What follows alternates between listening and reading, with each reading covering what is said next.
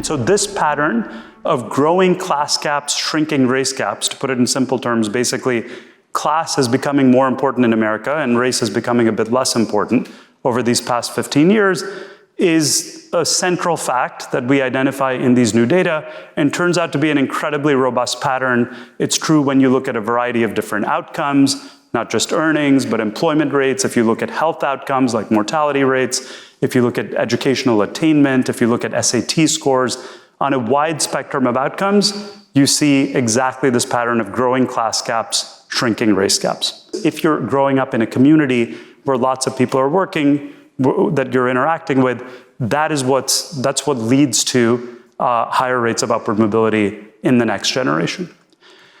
And so, we see that not just in these data, but let me also just note that we see that more directly in some earlier work we've done, where we compare rates of upward mobility, here just looking at kids in 1980, just cross-sectionally, to the degree to which people are interacting across class lines in Facebook data. Changing opportunity is actually feasible in a relatively short time frame. It is true that there may be a historical shadow of things that happened more than a century ago.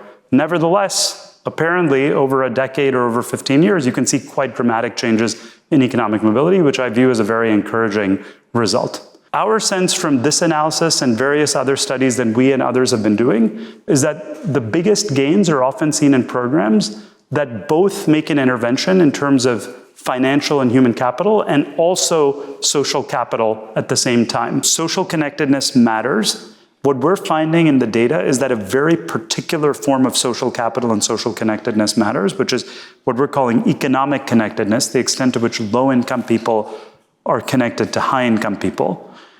I just want to be clear about that distinction because in the prior literature, many people talk about social capital in different ways. For example, my colleague Bob Putnam at Harvard, various others have come up with various potentially important notions of social capital.